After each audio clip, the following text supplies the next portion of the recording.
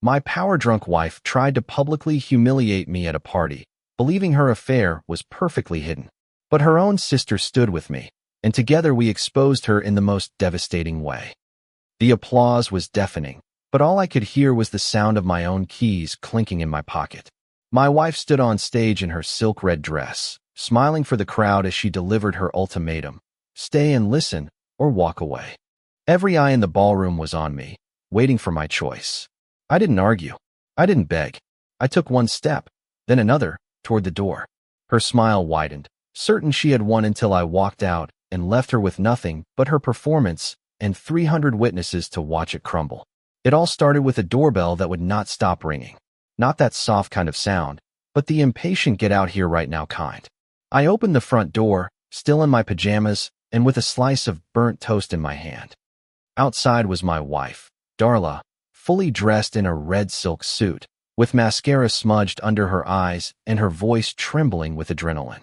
I forgot my spare heels, she snapped, brushing past me as if I was not there. No good morning, no thank you, just perfume and panic. It was the fourth time that week she had forgotten something and forced her way back in while getting ready for events I was not invited to. Gala dinners, company parties, weekend lunches with the girls. Except that one of the girls had posted a group photo the night before and Darla was not in it. I did not confront her, I did not shout, I just watched. That night, she sent me a text message. Come to the Crestview Ballroom at 8. I have a surprise for you. Surprise. She had not surprised me since 2017. Back then it was a chocolate cake and a handwritten note. I cried over that note for 3 days. This time I did not expect anything sweet, just answers. I showed up in a wrinkled button-down shirt and old shoes. I wanted her to see what I looked like after years of being ignored. The ballroom was crowded. Laughter echoed like thunder and spotlights danced on champagne glasses. And there she was on stage with a microphone in her hand. Before we continue, she said with her eyes fixed on mine, I have to say something personal, something important. She called me to the stage. The crowd turned. I felt as if I were entering a courtroom. I have given my all, she said loudly. But not to me, to them. But sometimes people grow apart. Sometimes one person has to carry all the weight while the other just watches from the sidelines. There were gasps, uncomfortable laughter. I stood there frozen. Then she delivered it like a piece of performance art. I am going to give him a choice right now in front of all of you. Stay and listen or leave. You could hear a pin drop. One of her co-workers whispered. She really did it. I looked at Darla, at this polished, ruthless stranger, and I knew exactly what I had to do. No speeches, no drama. I reached into my pocket, took out my keys, and let them jingle as I walked. 1 step, 2 steps, she did not say my name. 3 steps, she did not blink. 4 steps, she smiled. 5 steps later, I opened the door and disappeared from her life, and from the camera crews and the applause. But that was just the beginning, because what I found after leaving that room made her regret ever giving me that choice. I did not drive home that night. I did not even know where I was going. I just kept walking with the keys in my hand, the buzz of the city swallowing my thoughts. Somewhere between the ballroom doors and the empty side street where I finally collapsed onto a cold bench, I realized. She had rehearsed that moment, every word, every gesture. She wanted to humiliate me, not just end things. She needed a stage, an audience, a flawless image of herself, painted as the martyr who tried everything. And I was supposed to play the part of the spineless husband who just could not keep up. But this is what happens when you push someone too far. Eventually they stop bending, they break silently, and when that happens, they start paying attention. I did not sleep that night. I sat on that bench until the sun came up. My phone vibrated 5 times. 4 of them were from people who were at the event saying how awkward it was or how brave she had been. One message was from a number I did not recognize. You do not know me, but you need to see this. She is not who you think she is. Attached was a short video. I hesitated, my hands trembling as if I had just been in an accident. I pressed play. It was Darla. The same red dress, the same smile, but this was not the gala. This was hours before, in the dressing room. She was with that guy from the firm, the tall one with the arrogant jawline and the perfect posture. His hands were on her waist. Her voice whispered, "Are you sure he will leave?" He smiled and said, "If he does not, we will push him." I felt sick, physically sick. It was not about falling out of love. It was a setup, a performance. They wanted me out. A clean break. No messy divorce. No division of assets. Just me walking off stage so they could rewrite the script. And I played my part perfectly. I wanted to scream. I wanted to call her, confront her, demand to know how long she had been planning this. But instead, I saved the video because for once I was going to do something different. I was not going to argue. I was not going to beg. I was not going to let her turn this into another show. I was going to wait, watch, let her believe she had won, and then take everything back, piece by piece. But the next morning she did something even I did not see coming. Something that made everything much more complicated and dangerous. The next morning felt unreal. I had not slept. My eyes burned from staring into nothing, and my muscles ached from sitting on a park bench all night. Still, I was not ready to go home. Home was not mine anymore. It had not been for months. I just had not admitted it to myself. What was once ours had become hers, piece by piece, in small, unnoticed changes. The change in tone, the locked drawers, the events I was not invited to. But now I had proof, and with it came clarity. I found myself standing in front of my friend Felix's apartment. We had not spoken in almost a year, not since he moved in with his girlfriend and became too busy for late-night video game marathons and cheap whiskey. But I had nowhere else to go, and I knew if I did not call, I would fall apart in the hallway. He let me in without asking questions, although the look on his face said it all. I told him the short version, the ballroom, the public ultimatum, the video. He did not say, "I told you so," even though he could have. He just poured me a coffee and said, "Whatever she is planning, you have to get ahead of her." And then the doorbell rang. I froze. It was too early for food deliveries, too random to be a coincidence. Felix opened the door while I hovered behind him. It was a courier with a large white envelope addressed to me. No return address. I signed with a shaky hand, opened it slowly, and felt the blood drain from my face. Inside were two things, a printed photo and a typewritten letter. The photo showed Darla and the same man from the video, his arm wrapped tightly around her waist, while she leaned into him, kissing his neck. It was dated and time-stamped. It was not recent, it was from 6 months ago. 6 months. The letter was cold, professional, and devastating. "Since you have chosen to leave, I assume you understand what that means. I have already spoken with my lawyer. You will receive the divorce papers soon. I suggest you cooperate quietly. I am keeping the house, of course. There is no point in dragging this out in court. Let us make it simple. Darla, she wanted to erase me. That is what this was all about. Public humiliation, legal control, emotional ambush. She did not want closure. She wanted to rewrite the entire marriage as a mistake. Her mistake. And if I played my cards wrong, I would be remembered as the bitter, insignificant man who walked away because he could not handle her ambition. I sat in silence, holding that letter as if it were soaked in poison. And that is when Felix said something that lit a fire I did not know I had left. "She thinks you are finished. That is why she is moving so fast. Because if you disappear quietly, she wins." I did not want revenge. I did not want to hurt her. I just wanted the truth to matter again. I wanted to matter to myself. And the first step was to dig deeper. Because if she was willing to lie so easily, what else had she been hiding? What I found next not only surprised me, it made me question if I ever really knew the woman I married. I spent most of that day pacing around Felix's tiny apartment like a man trapped in someone else's skin. The photo, the letter, the performance at the gala, it all painted one thing clearly. Darla had spent months preparing for my removal, and I had sleepwalked right into it. But the thing about betrayal is that once it cracks, everything starts to leak through. I could not shake the feeling that what I was seeing was just the surface. Her letter made it seem like she had it all figured out. The house, the divorce terms, even the narrative. But one line kept bouncing around in my head. Let us make it simple. She had never said that phrase in 10 years of marriage. It did not sound like her. It sounded rehearsed, like a line meant to intimidate me, to keep me quiet, passive, the same way I had been for years. So I decided to stop being passive. Felix helped me investigate, first through the old iPad. She forgot I had access to an older model we used to use for shared calendars and bills. I had not touched it in over a year. It was buried in a drawer of my old nightstand that I had grabbed in a hurry when I left. I did not even remember packing it. It still had access to her synced emails, her cloud backup, her photo archive. Within minutes, we discovered dozens of things I wish I could unsee. There were recurring calendar invites labeled as board briefings, except they were at hotels. Always the same ones too, always at 7 p.m. on a weeknight, with no attachments, no meeting links, just vague titles and addresses. I checked one, then another. Each time the same man appeared in the photos stored on her phone, tucked away in a folder she thought was hidden behind innocuous names like shopping lists or workout plan. The folder contained selfies, videos, locations. Some were months old. Some were taken while I was texting her, asking if she was okay when she said she would be working late. She had not just moved on. She had replaced me long ago and had turned me into a stand-in while she built a completely different life in the background. Her silence, her coldness, the way she would look at her phone and smile when she thought I was not watching.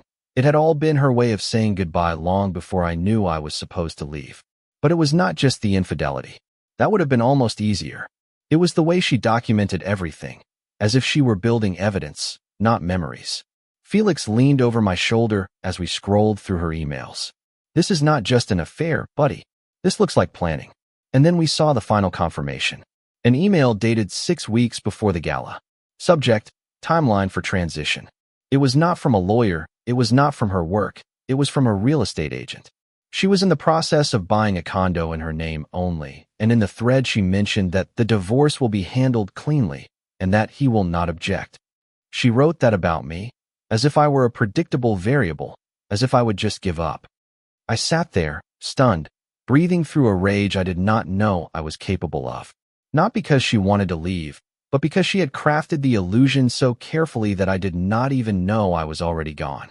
But the biggest twist had not arrived yet, because when I checked her sent messages, I found something intended for someone else, sent the night I walked out of the gala, something that proved this was not just about me. It was about someone I trusted, and they were in on it from the beginning. There is a moment when betrayal stops being emotional and starts being tactical. That was the shift I felt as I sat staring at the screen, scrolling through Darla's sent emails, trying to understand how deep this all went. I thought I was just a heartbroken husband discovering an affair, but the truth was darker, more coordinated, and involved someone I never expected. The message was sent at 11:17 p.m., just hours after I walked out of the ballroom. The subject line read, Phase 2. That alone sent a chill down my spine. But what froze my blood was who she had sent it to, Felix. Yes, Felix. The same Felix who poured me a cup of coffee while I fell apart. The same one who let me sleep on his couch and said, whatever she is planning, you have to get ahead of her. I thought he was my only remaining ally, my last friend standing, but the email said otherwise. He left, just like you said he would. Do not mention anything about the condo yet. I will handle the paperwork this week. If he asks questions, play dumb. Also, make sure he does not check the iPad. He might still have access, and that will complicate things. Let us keep this clean. I will talk to the lawyer again on Monday. I could not breathe. The air felt like needles in my throat. I looked at Felix from across the room. He was heating up leftovers, chatting casually about a movie he wanted to see later. It was all fake. Every pat on the shoulder, every I am with you, buddy. Was he just managing me on her behalf? I slammed the iPad shut. He turned around. Are you okay? I did not answer.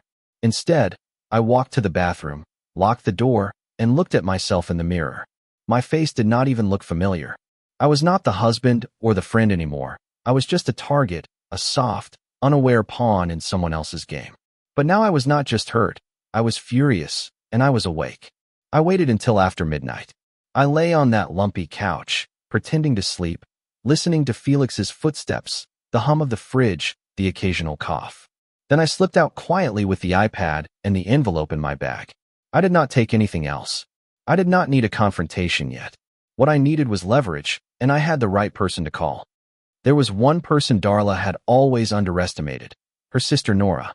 They barely spoke, always clashing over values, money, and Nora's refusal to feign politeness at parties. But Nora had always liked me, respected me. She said I was too good for Darla. I had not seen her in almost a year, but I remembered something she told me once after one of our Thanksgiving fights. If she ever crosses a line you cannot live with, call me. I will help you burn the bridge behind you. I had thought it was a joke. It was not. I sent her a message. She replied in 2 minutes. Come over. I have been waiting for this day. Nora lived in the kind of apartment that told you exactly who she was. crisp, uncluttered, honest to the core. Nothing in it pretended to be more than it was. I had not seen her in a year, maybe more. The last time was at a Christmas dinner where Darla arrived 2 hours late and barely looked me in the eye. Nora noticed everything even then, but she never pushed. She just poured me an extra glass of wine and said, "You deserve better than a woman who treats you like an afterthought." Now I was at her door with a bag full of betrayal and a heart that did not feel like it belonged to me. She did not hug me. She opened the door, nodded once, and said, "It is about time." I walked in. She did not ask questions. She just pointed to the kitchen table, and I laid everything out on it. The letter, the photo, the email to Felix. I told her about the iPad, the videos, the fake meetings, the real estate deal Darla had set up. I did not hold anything back.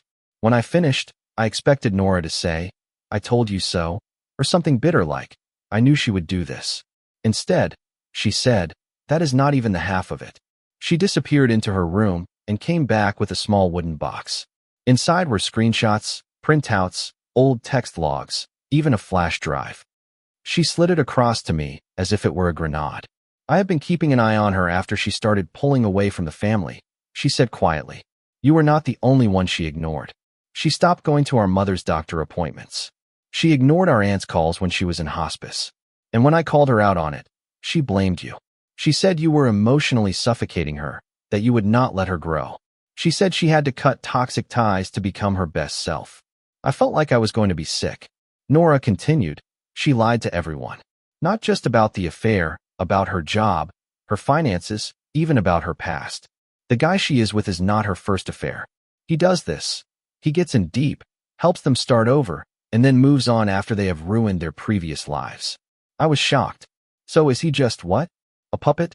Nora shook her head. "No, she is the one holding the scissors. He is just her excuse." She showed me a screenshot from months earlier, an email Darla had accidentally forwarded to a mutual contact. It was a draft of a prenuptial agreement, a new one intended for someone else. She was not just leaving me. She was preparing to replace me in every role I had: husband, partner, even family. I was being erased, rewritten out of my own story. But I was not the only one. Nora leaned forward. "Do you remember Aunt Meredith's inheritance?" I nodded slowly. "The one Darla said never came through." She lied. "Yes, it came through.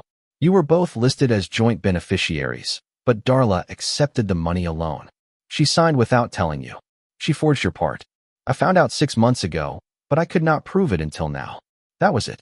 That was the moment something inside me snapped. Not with rage, but with purpose. This was not just emotional betrayal. It was calculated theft, manipulation, fraud. She had been building a version of herself that required me to disappear quietly and humiliated so she could move on to her next life intact. But she had miscalculated because she thought I would stay silent. I looked at Nora, and she looked back at me with a calm nod. "Do we sink her?" she asked. "No," I said. "We bring the truth to light." 2 days later, I walked into the office of a woman named Clarissa Bell. If Darla had a reputation for creating illusions, Clarissa had one for shattering them. She was a forensic financial investigator, sharp as broken glass and twice as dangerous if you pointed her in the right direction. Nora had worked with her once during a friend's ugly custody battle and told me that Clarissa had a knack for finding things people desperately wished would stay buried. I handed her the flash drive, the email trail, and a copy of the inheritance documents Nora had managed to unearth. Clarissa barely blinked as she reviewed it. "She is careless," she said flatly. "She thought that because you are quiet you would be docile. But I have seen this before. People who control through chaos think that silence equals weakness. What it really means is that we collect everything while they talk nonstop." The plan was simple. Not to fight Darla in the way she expected. No shouting, no emotional breakdowns, just cold, calculated exposure. And timing would be everything. Clarissa filed for a legal freeze on the shared accounts, backed by evidence of financial fraud related to the inheritance.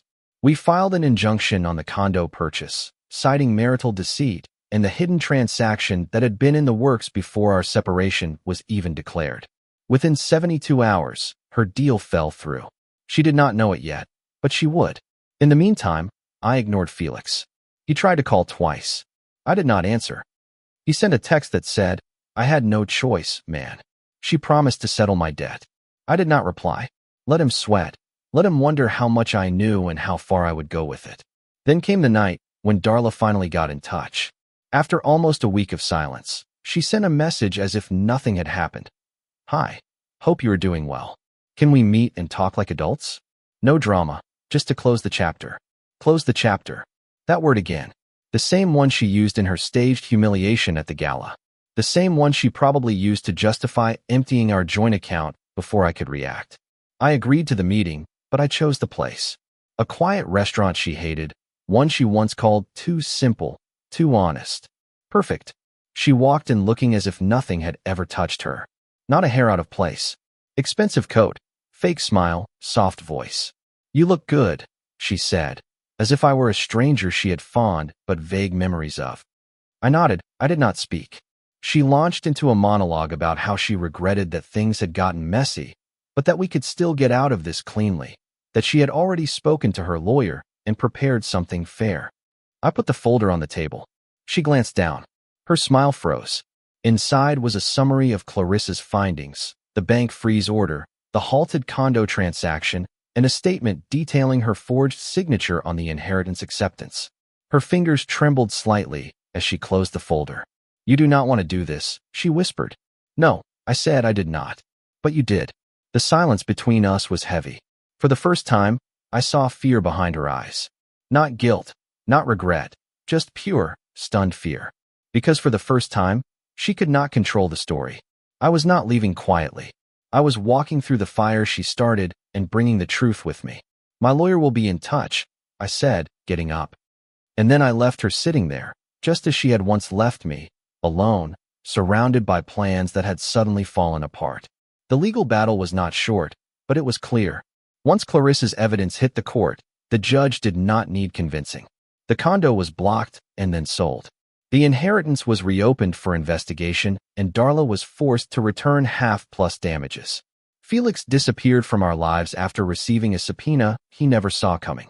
And Darla tried to play the victim in court, but even her lawyers seemed tired of her by the second hearing. The silence afterwards was the best part. No more theatrical drama, no more manipulation, no more walking on eggshells in my own home. I moved into a small cabin on the outskirts of the city, near a lake I did not even know existed until Nora found the listing. She even helped me paint the porch and plant tomatoes in the backyard. Sometimes she would come over on weekends and bring pie, just to remind me that not all bonds are meant to be broken. Some are just waiting to be honored. I do not know if I will ever fall in love again. That is not the point. The point is I am no longer the man who let someone else write the story of his life. I am the one holding the pen now. And Darla faded away. The same way every mask eventually falls off when there is no one left to impress. So if you are out there reading this, if someone ever stood in front of you and gave you a public ultimatum expecting you to shrink, expecting you to disappear quietly, remember this. You are allowed to leave. Not with shame, but with strength. That is the end of my story. If it resonated with you, even a little, I want to hear yours. Tell us in the comments what a shocking moment in the story was that changed everything. Something bold, unexpected, or quietly powerful. And do not forget to subscribe to Reddit Confessions, where the quietest voices still shake the walls when the truth finally comes out.